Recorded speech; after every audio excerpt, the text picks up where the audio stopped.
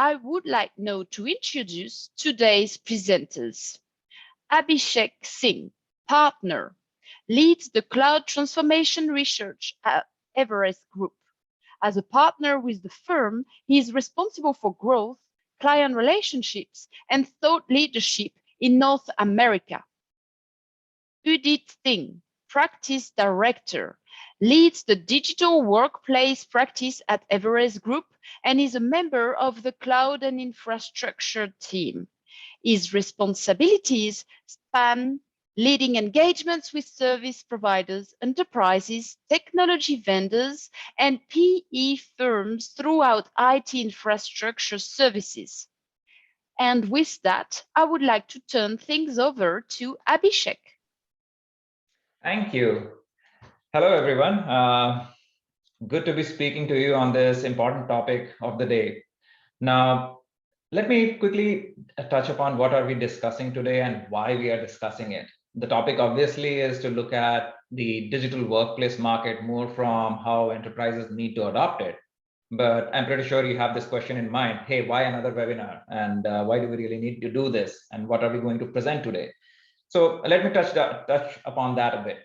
A brief context here, why we are discussing this whole workplace market is because primarily due to certain seminal things that have happened in the last couple of years. It's not that workplace as such was not important for enterprises.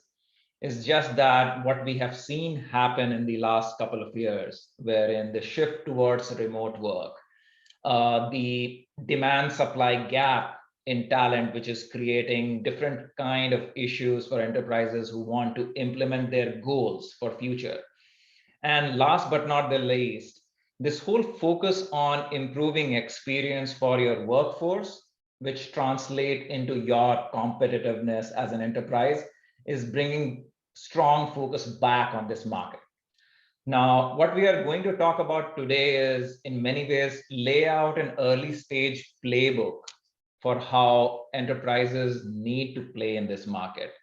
As I said earlier, this is not we are not going to discuss new themes or any sort of surprises that are happening here. What we are talking about is that in the age of technology and with workforce, your customers, all of them getting exposed to new kind of interfaces, how do you ensure that your workforce, which translates into your competitiveness in the market, is getting the right kind of experience? They are productive to their max level, and they are going ahead and implementing what you envisage them to be doing. So we will start off by talking about what's really happening as trends in the market. Then we'll talk about aspects which are related to how to implement experience management, and then lay out that playbook that I just touched upon. So let me start off by just talking about the fact or the question around, hey, is experience management or the workplace market in itself important for enterprises? And what you see in front of you is in many ways quantification of this very question. Is workplace market important for enterprise? And as you can see, I mean, we are projecting that by end of 2022, the enterprise spend on workplace services will be close to $100 billion globally. That's a huge, huge amount in terms of how enterprises are parking budgets for it, parking money on it, and what they're trying to do with it. Now, this should lead you to have two conclusions, the numbers that you see in front of you. One is that there is strong investment appetite for doing such a thing. And secondly, in order to make these investments work, because we are talking about huge amount of investments here, as you can see the numbers, any CIO, any chief digital officer, or a CEO of an organization trying to focus on these tenets is obviously building a business case for it. And that's why what we will touch upon today, and that's where I will bring in my colleague Udit to talk about, is what are the different themes that have become really important, how they are growing, and what are the drivers that is really impacting those. Udit, would you want to comment on that? Yeah, thank you, Abhishek, and good morning, good evening, everyone. So with this, I think what Abhishek presented in the last slide provides a very good overall view. that the pandemic in certain ways, has acted as a springboard for the overall workplace and the experience market. But if we take a double click view of this, what it basically tells us that across the board, with the exception of desk side support, across the board, what we have seen is the spending appetite has increased after the pandemic. So all the boxes that you see in blue are the ones, where after the pandemic, we have seen an increase in spending, with the only exception of desk side support, where there is a requirement for a lot of, you know, on, feed support, where people need to be physically present, which was inhibited by the pandemic. This is the only segment that we see degrowing at this pace at this moment, but all the other segments have showcased massive growth. And I'd just like to call out key demand themes, in our interactions that we keep hearing from enterprises, that this is something which is part of my next 6 to 12 months roadmap. So if I have to pick, maybe three key themes out of this, first would be modern provisioning within the the segment of desktop management and virtualization. I think the benefits of modern provisioning, which is autopilot based software provisioning, I think this is massive. We are seeing massive benefit out of this, and the business case for this is well established. So modern provisioning definitely is something that every enterprise is thinking about. Second is Intune migration, how this overall space has evolved. People have been stuck with HCM for some time.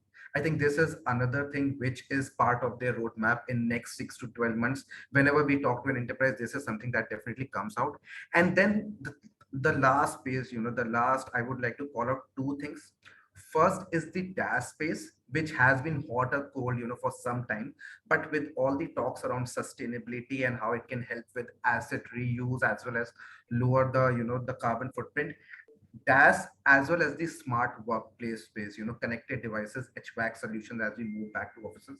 I think this is the third key element. But net, what we are basically saying is, robust demand growth across all the segment that we see, and that is good news for all the ecosystem that is present there. It obviously promotes innovation as well as something which is very interesting to watch out for. Interesting. And what I wanted to call out also is the elephant in the room. In many ways, when we discuss workplace these days, the normal connotation is that, hey, are we just talking about remote workplace or work from home or business continuity planning? But all that Udit was talking about on the last slide, whether it is in terms of service desk, unified collaboration, or even smart workplace, goes a lot beyond that. We are talking about experience that needs to be delivered to employees to achieve organizational goals. And that linkage between how you deliver experience to employees and the ROI expectation in the form of productivity or growth or motivation are all aspects, some of which quantifiable, some not, but that's what enterprises are starting to expect now.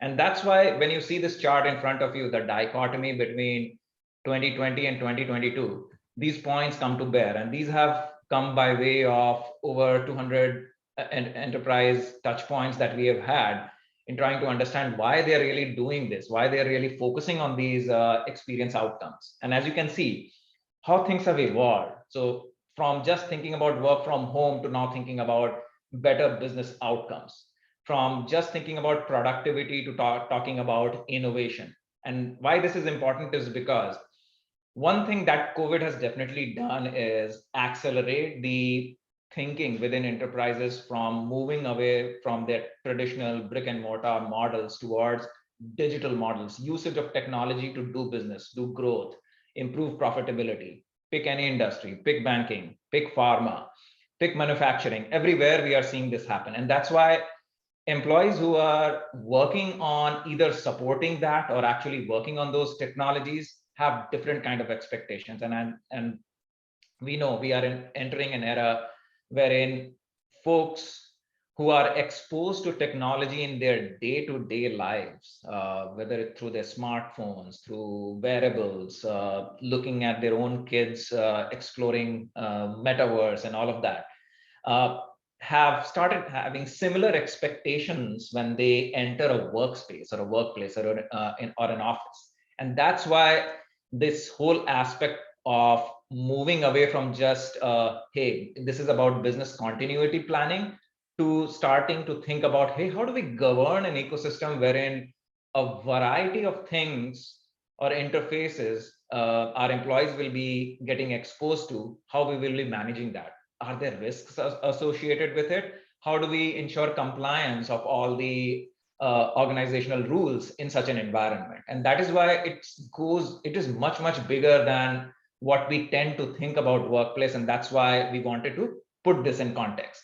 Now, given that this is happening, and we have already made the case for digital workplace market becoming an important enterprise priority.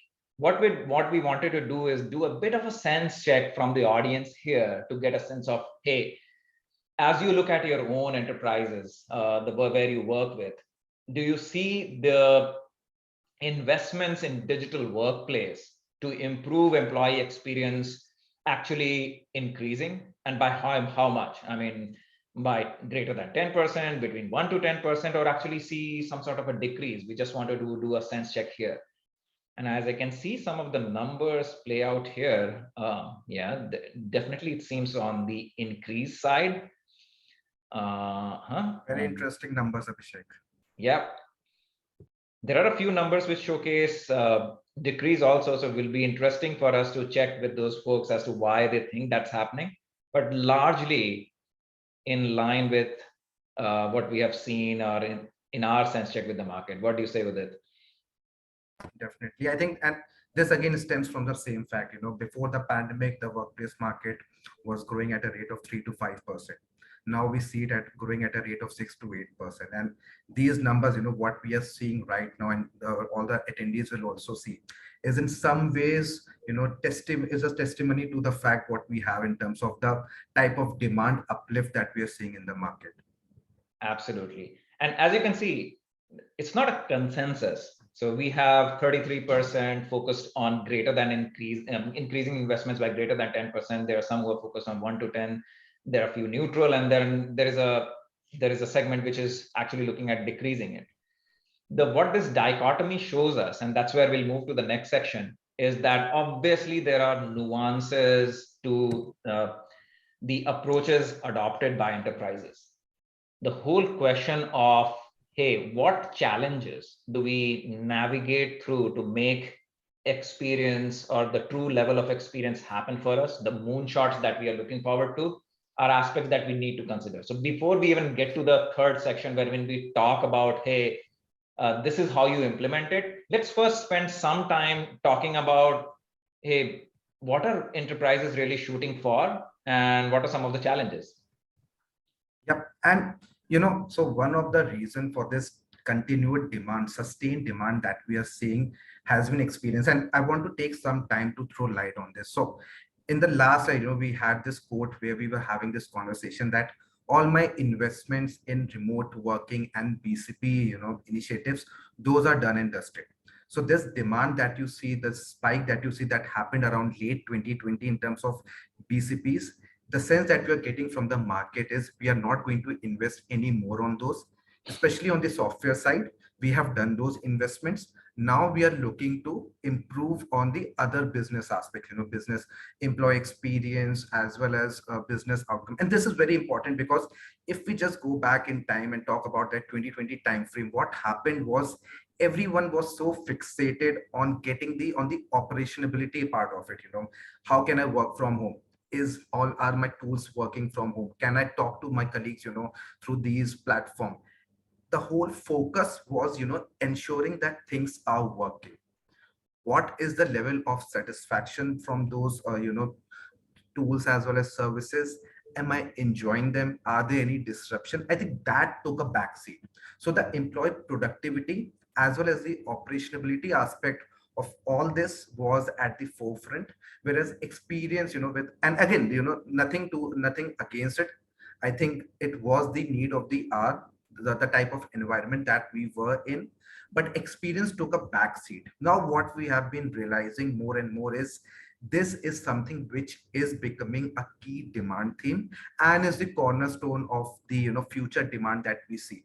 for all the workplace transformation strategy, with EX or employee experience being a key cornerstone of this. And this is well validated. Some of the quotes we have here at the top in terms of how employees are my greatest asset. And again, this ties back very well with the talent war that we are seeing in the market, be it talent attrition or as a way to retention.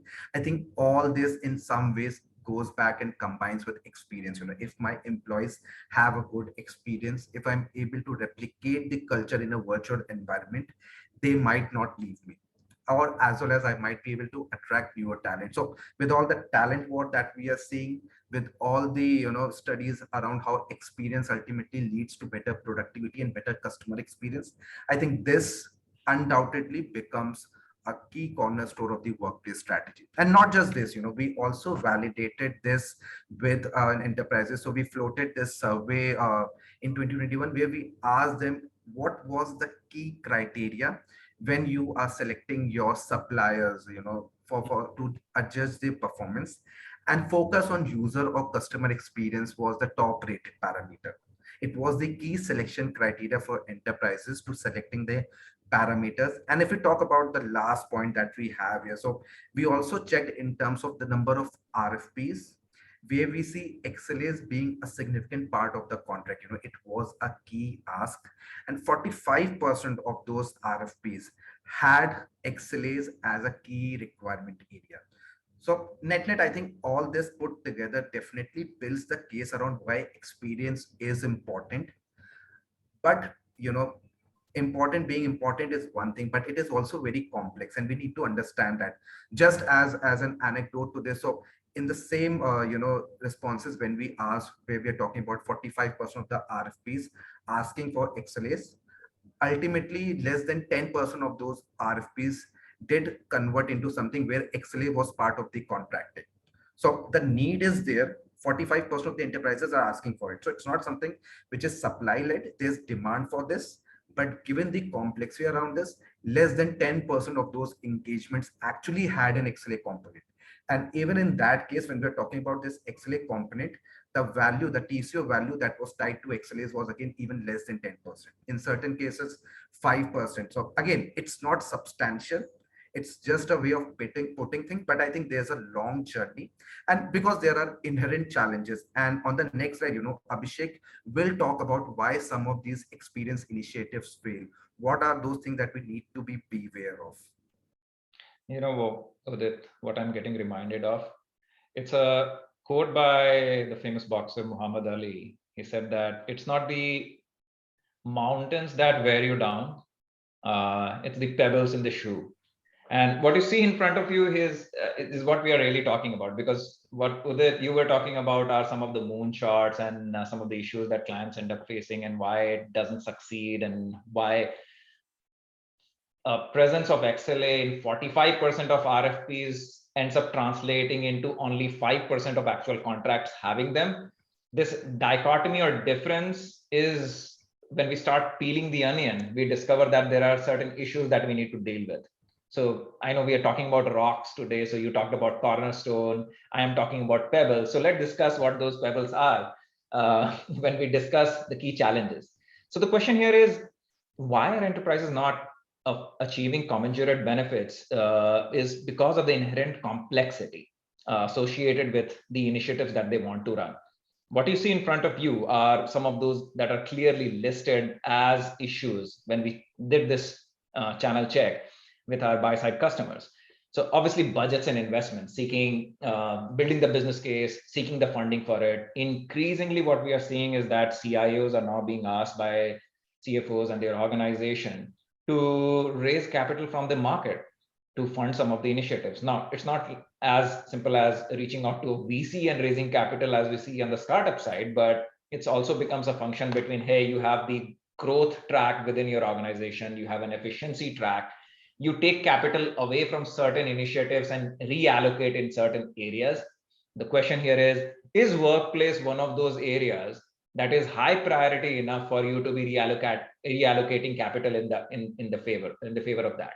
Then there is a supply ecosystem. I have seen a question where somebody was asking about, hey, we see Microsoft products playing a primal role in collaboration and workplace, what are the other products? And when we'll come to that question at a later stage, but the point here is that a lot of the supply side ecosystem players are playing a strong role in ensuring that the budgets and investments that CIOs care about, there is probably an innovative, a balance sheet financing way, or there is some sort of an outcome assignment way in which that investment or budget could be raised beyond seeking it internally as an allocation or reallocating it from some other area and making that area suffer. So that's point number one. Point number two, 87% of enterprises call this out, and we have already been talking about it, is the whole issue of lack of availability of talent to implement a lot of things. We are talking about unified collaboration. We are talking about smart workplace. The question in our mind is, hey, these are moonshots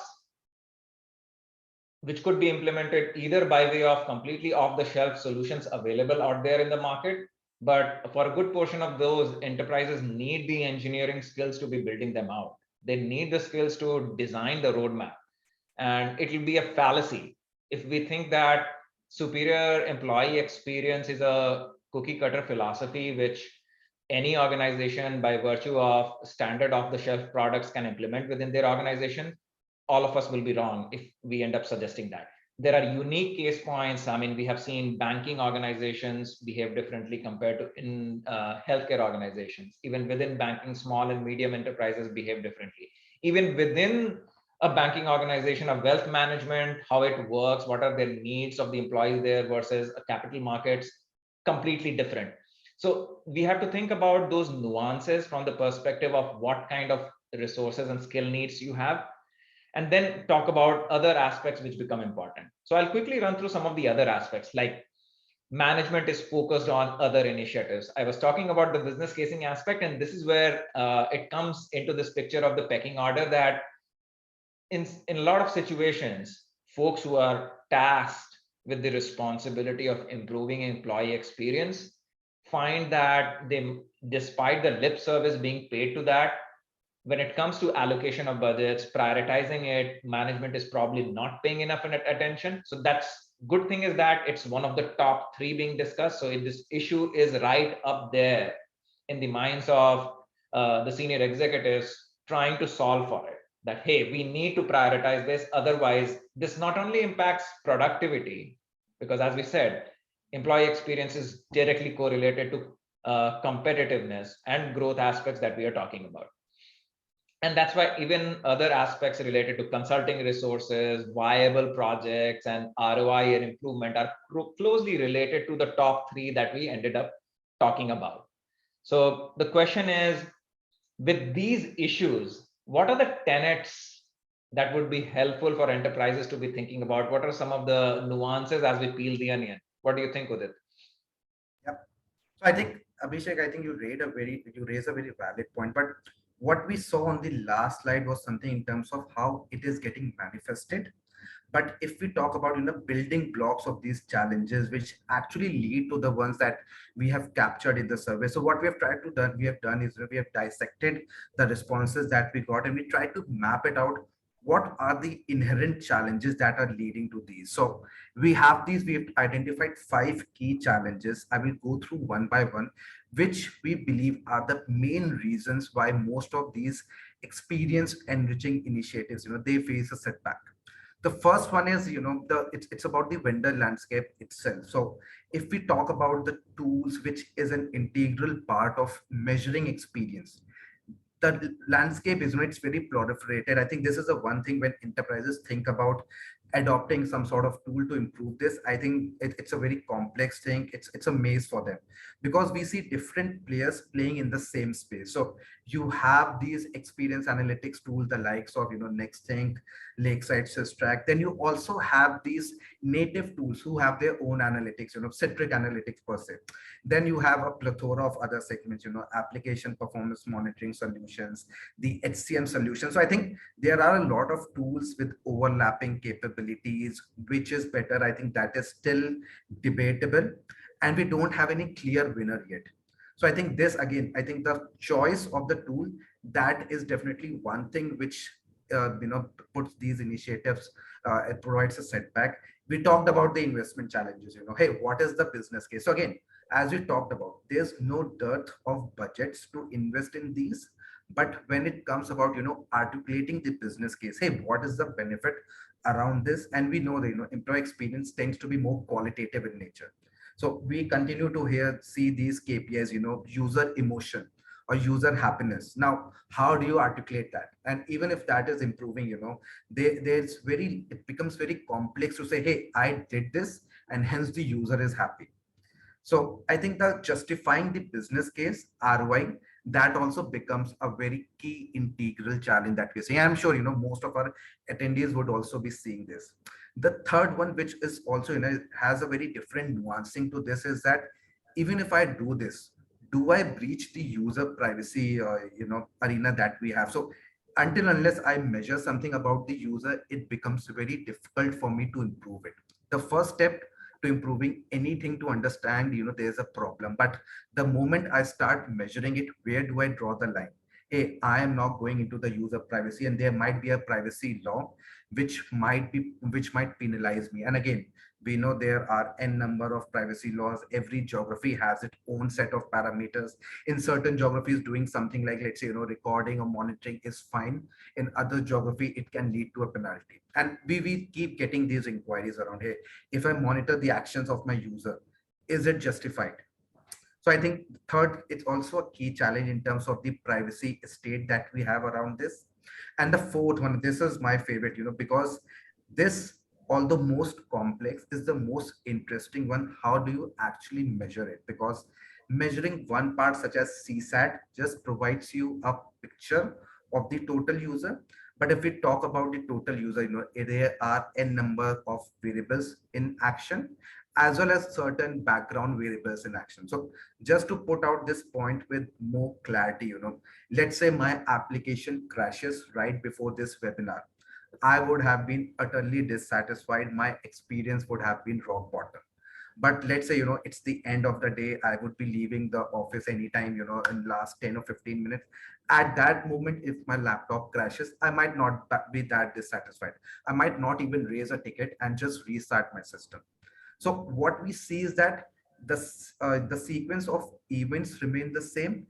It's my context, the time of the day that has changed, which is basically impacting what my experience score is. Similarly, work from home. Right before the pandemic, it was something which was offered as a perk in multiple enterprises. Hey, we provide work from home facility. After a moment of time, during all the lockdowns and everything, we saw work from home was something that led to a lot of dissatisfaction. Employees felt held up. So what I mean to say is, there are n numbers of things in terms of employee attributes, the mood, preferences, location, which can influence the score that you are getting. And hence measuring this becomes a very, it becomes a key challenge that we also understand and resonate with. And the last point that we have is the overall environment complexity. There used to be a time when you just used to have desktops. Now you have desktops, laptops, mobiles, tablets. Where all do we measure this? Over that, now you have, you have your cloud-based devices, you have a private data center based applications. So the endpoints, they have just proliferated. I think there's no end to the number of endpoint that a user is using now. Even the overall IT infrastructure that we talk about, I think there is a lot of heterogeneity in the environment space, which again makes it very complex to improve anything or measure even for that matter. So net, I think, it's easier said than done. We agree to that, all the talk about employee experience. But when when anyone goes to, improve this, I think it's fair to say that there are large number of challenges, but it's not to say it cannot be done. But we do need to be, take care of these challenges.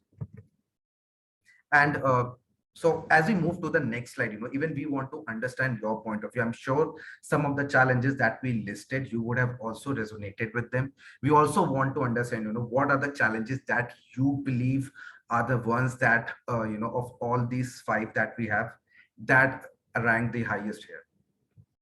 And we already see results coming in. Yeah, so think of this as an offer to have a conversation with us on any of these topics which are top of the mind for you. So, one, you will get access to our latest supply side landscape assessment, which is the digital workplace peak matrix, and also a 30-minute conversation with a subject matter expert that looks at some of these challenges and can offer you advice on how to deal with your nuance. So, you can use this.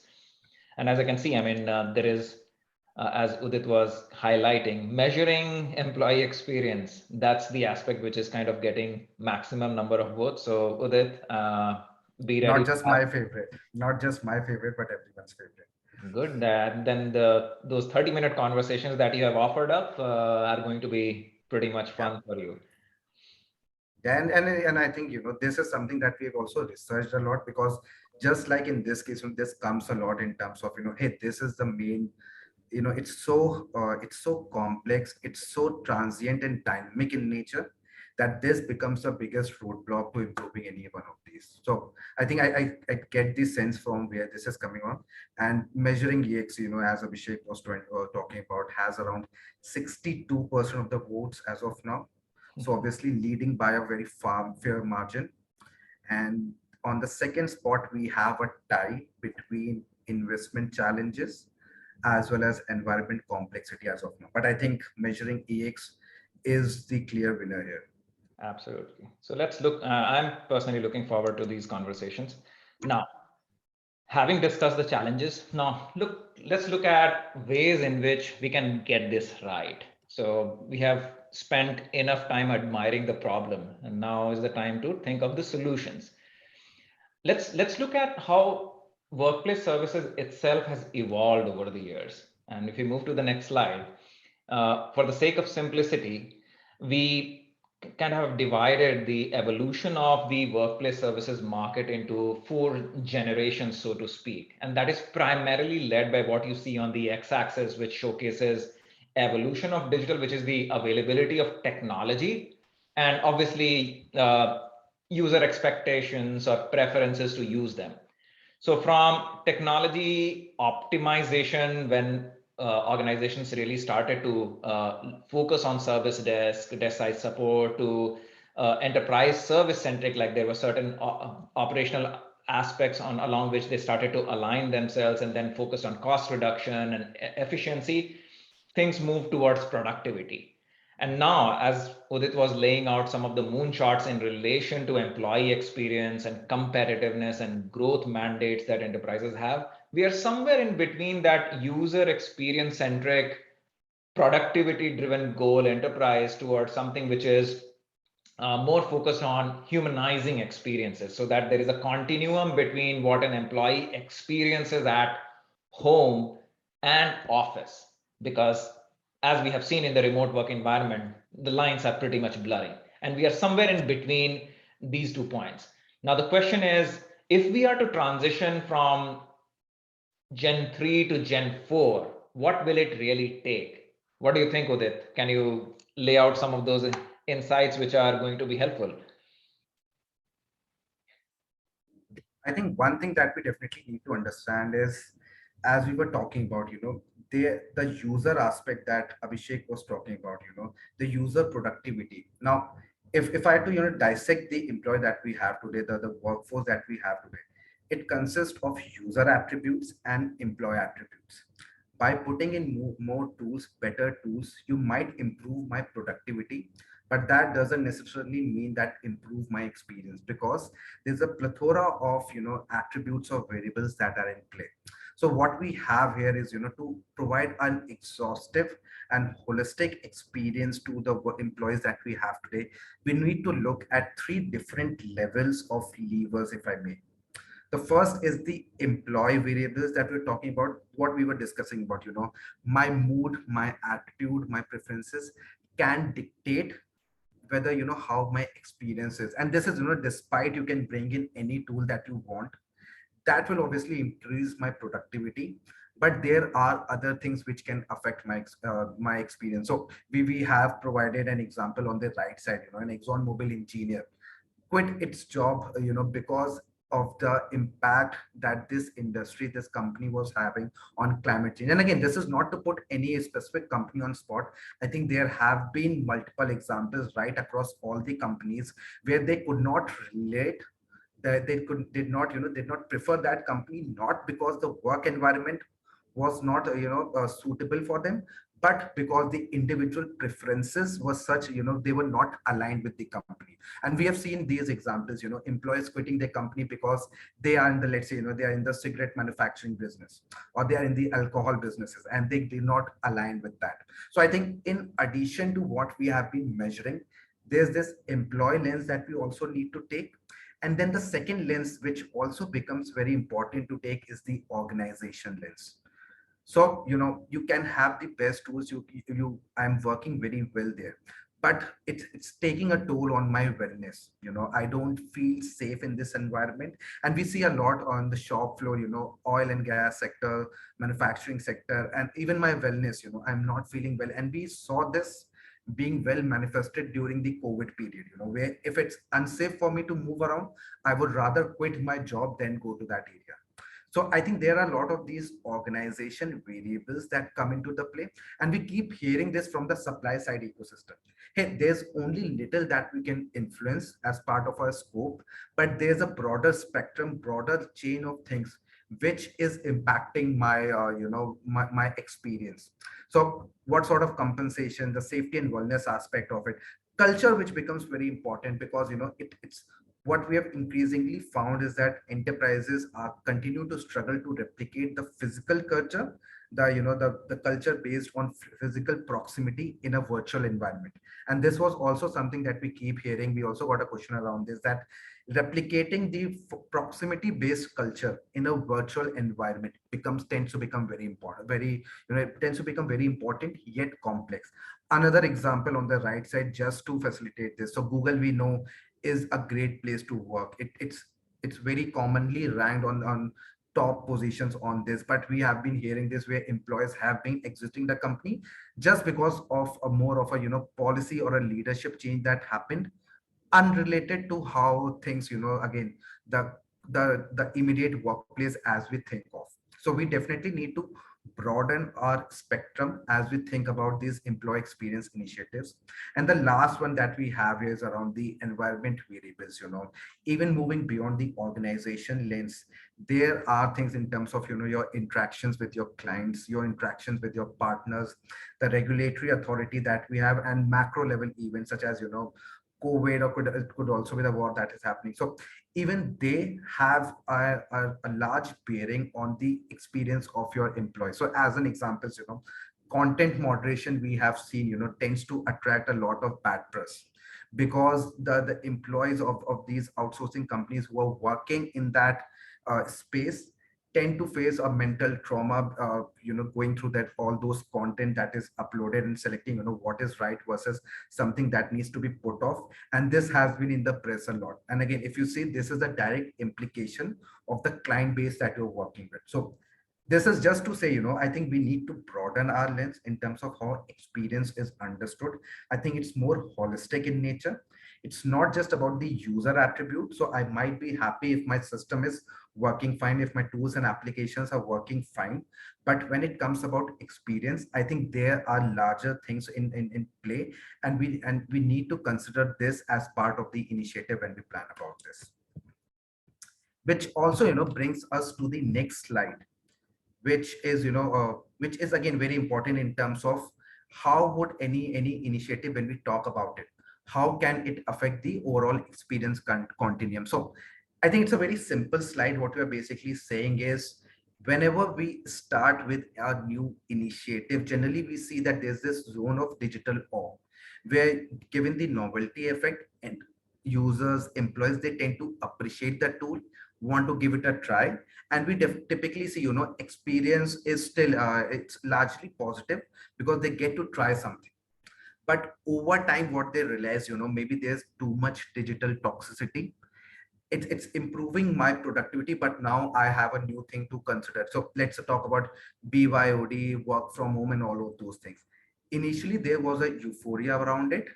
But now over time we realize, this can lead to burnout. Not everyone appreciates to get on a call anytime. Not everyone appreciates to reply to a mail every time. So I think what needs to be considered is, when we talk about these tools and technologies to improve experience, we need to see it's not just focusing on the productivity or the user aspect of it, but also considering on the employee attributes that we have. And once we take care of that, and that to do that, we need to combine empathy, not consider users just as units of productivity, but as your brand ambassadors. Then we move into the last zone, which is the zone of employee experience, where you get sustained productivity as well as employee experience benefits that we have here.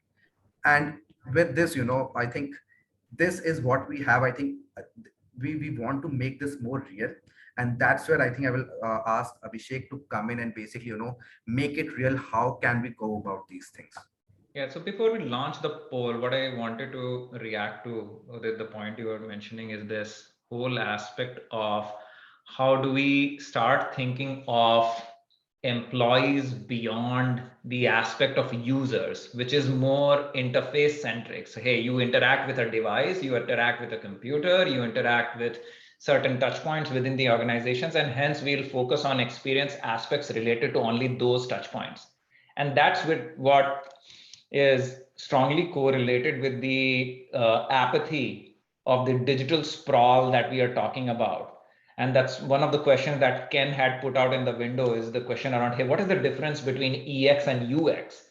That's the difference, because since we were talking about the fourth generation, wherein we are linking productivity to humanizing experience in the term of an individual having a continuum beyond the aspects of the touch points, and how do you build in investments or intrusions so that it improves experience across all those different elements. And that's why what you see in front of you here in the poll is, it's not just the technology building blocks that enterprises need to consider, but as Udit was talking about, there are organizational variables, there are enterprise environment variables, and there are individual variables that you need to be thinking about. And hence, each of these that you see mentioned here, we have done good amount of sense check on these, are becoming important aspects of what enterprises need to be thinking of as building blocks in their design process.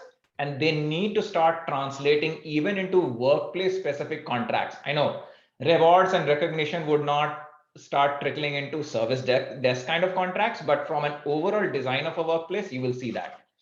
So as I'm looking at the responses coming through, obviously rewards and recognition appear to be the area which is taking the lead. Process improvement, interesting, seems to be the area which a lot of people are considering as being creating maximum impact, closely followed then by automation solutions, performance management solutions. Somehow learning solutions are falling a bit behind, but I think this is a good stacking order. What I will showcase to you once we stop the poll is, we did a wider survey on these things, and how that correlates with the sample set we have in the audience today will be interesting to note. Any comments that you have with it? I think this one is, I think this is more spread. I think this is more close. I think the only surprising thing that I see is, wellness programs, given all the, all the talks that we see. So I think that would be interesting, but I do see this close competition, unlike the last one, and rewards and recognition. And again, maybe Abhishek, we are at that point of the cycle where a lot of these bonuses have been raised. So it could also have a bearing around these salary hikes and bonuses. Let's move to the next slide, because now that you have taken a look at the results of the audience that is here, this is what we captured when we had done a sense check with enterprises, around 200 enterprises, and selected those tenets, which were either 6 or a 7 on a 7-point scale. And as Udit was mentioning, what we noted as a difference here is that in this group, while wellness and learning solutions are not high on priority, overall in a much broader sample pool, they appeared to be high priorities way back in January when we were running that. And Udit, I think I take you from your point that that's when most of these initiatives were probably being rolled out. And now that situation may have already happened, some of these initiatives may already be in place. Maybe the priorities are changing. So we need to continually keep a track of that. So on that note, let's wrap it up by talking about what our recommendations are. And obviously, folks have selected themes on which they want to converse with you and me on. We will touch upon those, but let's put a finger on exactly what the playbook needs to look like when enterprises think of implementing these initiatives. Absolutely. And this is a no mean to be exhaustive in nature, but basically what we are trying to say, and I won't go through each of the initiatives. I think this can be an after read. But what we are basically saying, just like the three, the three layers that we talked about that impacted, I think whenever we talk about an EX initiative, we need to see what it's impacting. So the productivity aspect, what we're talking about impacts the user attribute. So if my laptop is working well, all right, it makes me more productive. There's no dissatisfaction. So if it was not working, I would be dissatisfied. But just because my laptop is working fine, that doesn't necessarily makes me more satisfied or my experience to be improved. So I think employer productivity in some ways becomes table stakes. And this is where we see maximum investments and maximum maturity of the solution. So productivity is one space where I would not be worried about. I think we have a plethora of initiatives around this and well mature, and most of these enterprises have made good investment in this space. Some of the other two segments that we have, the employee empowerment and the well-being and enablement, these are the segments which tend to be more overlooked sometimes, focusing on the overall well-being. How do you empower your user, your employee to do much more than what they're already doing? So your tools, your solutions, your initiatives should not just make them to be able to do the existing work, shouldn't just make them be more efficient, but make them ready to do some of these higher order tasks. And again, happy to have a conversations on any of these initiatives that we have. And but I think this is the ultimate guide playbook in terms of the three levers, the three transformation areas across which any EX initiative should aim to impact. Absolutely. And as we advise our buy-side customers, and there is much more detail that goes into the design process, think of this as a set of checklist that you need to check boxes on as regards how you are implementing those initiatives. We are seeing a lot of these elements translating into RFP design. We are seeing a lot of these elements translating into the shared services around workplace, and becoming really important from the perspective of enterprises thinking about, hey, have we paid attention to this aspect? Have we allocated budget? Do we have the right kind of talent to implement it? And then last but not the least, how do we measure outcomes on these? All of them are important aspects, and we are happy to have conversations with you as regards how we see in actual scenarios these things work out. So there are best practices, there are not so good practices. We can help out with both the aspects of challenges as well as how some of these moonshots have been successfully implemented. So on that note, we are 11 minutes to the top of the hour.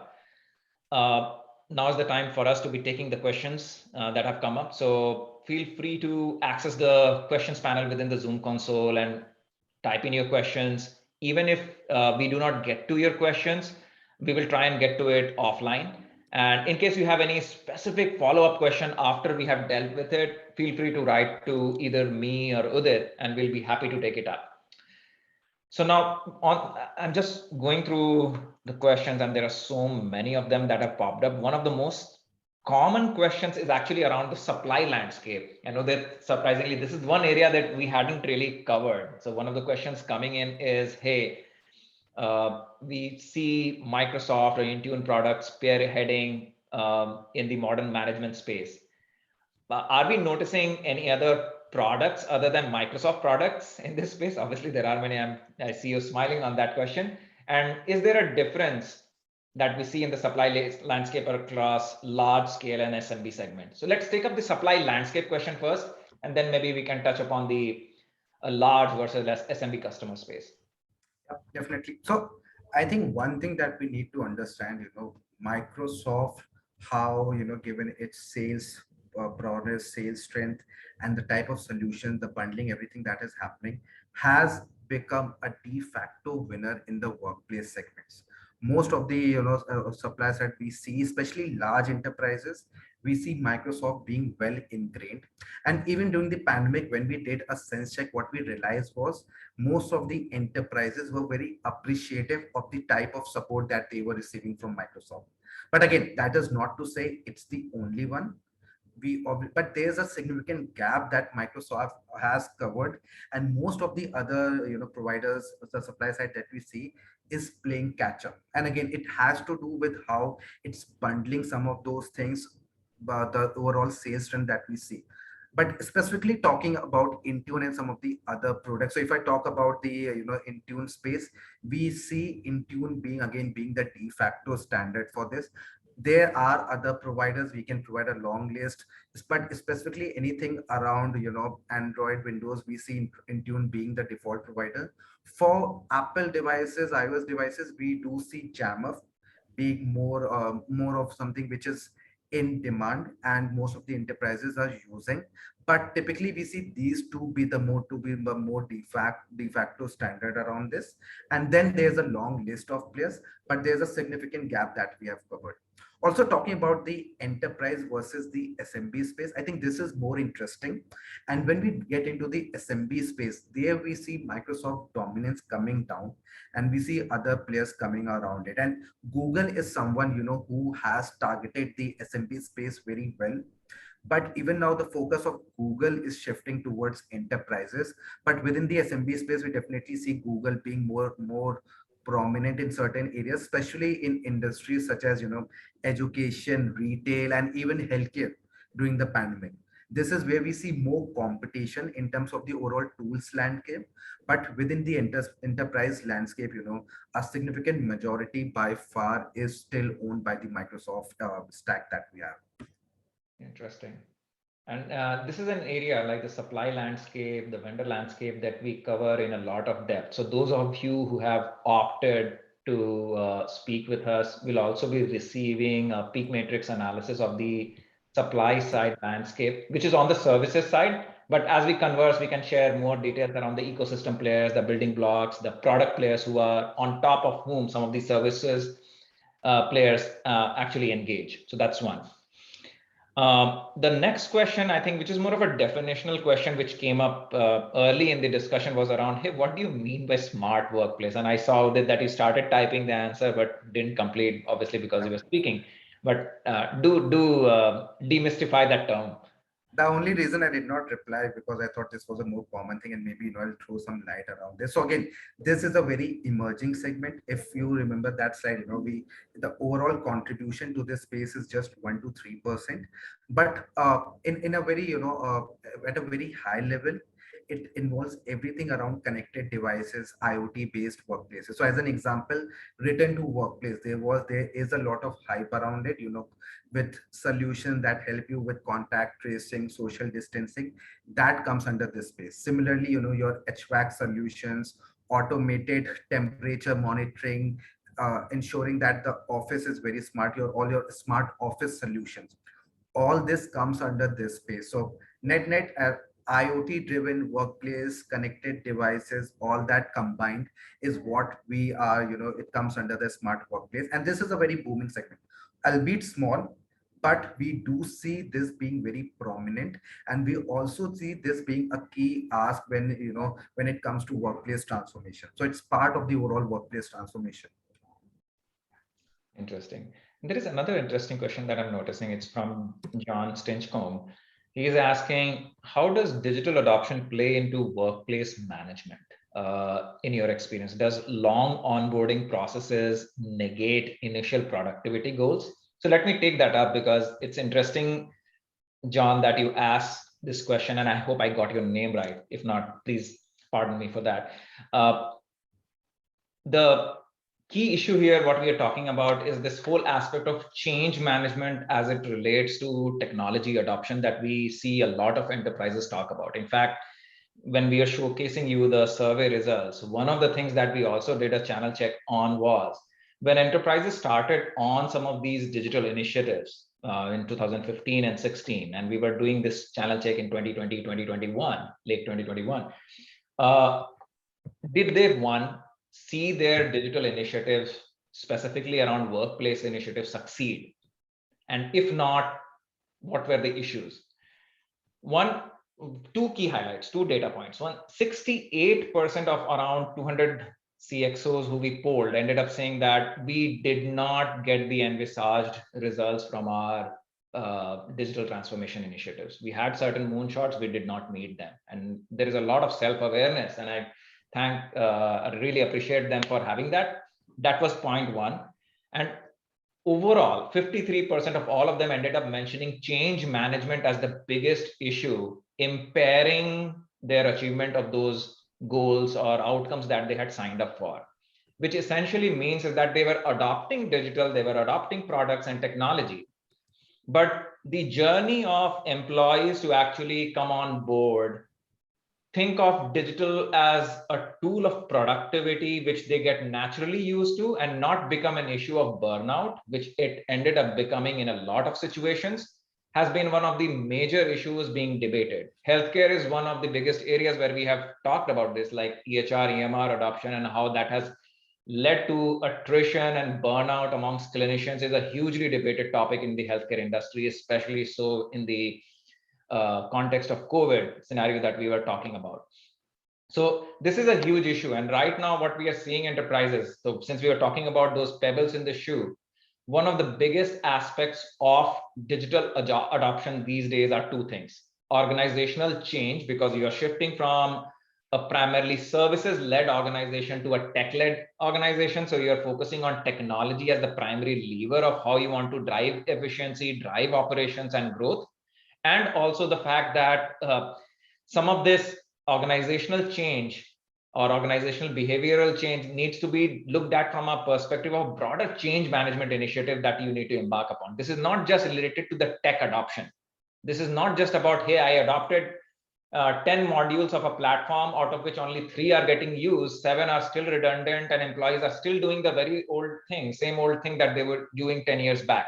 That is a very much a reality in organizations. And that's where the biggest challenge these days for enterprises thinking about their digital is not about adopting a new shiny toy like a blockchain or a metaverse. It's about making what they have already adopted work, making what they have already adopted being utilized enough so that one, it is clearly visible on the employee satisfaction metrics, and also can be directly measured in terms of the outcomes that they are tracking. And that is what we are discussing today. And that's why I appreciate this question, because this is very closely, this is at the heart of the issue that we are talking about when we speak of employee experience.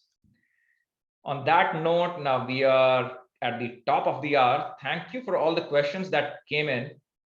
We have a lot of asset on these topics in relation to workplace management, user experience, digital productivity tools that you can access. There are many reports also, which you will find the link for in the document that you will receive as part of our follow through on this webinar. Feel free to reach out to us. Our contact is there in this webinar document. And those of you who have asked us for our 30 minutes to converse on the aspects related to challenges, we are looking forward to doing that. So thank you for your time. Hope you enjoyed this. Hope this was useful. And till next time, goodbye to you all. Thank you, everyone. Happy Thursday. Bye-bye.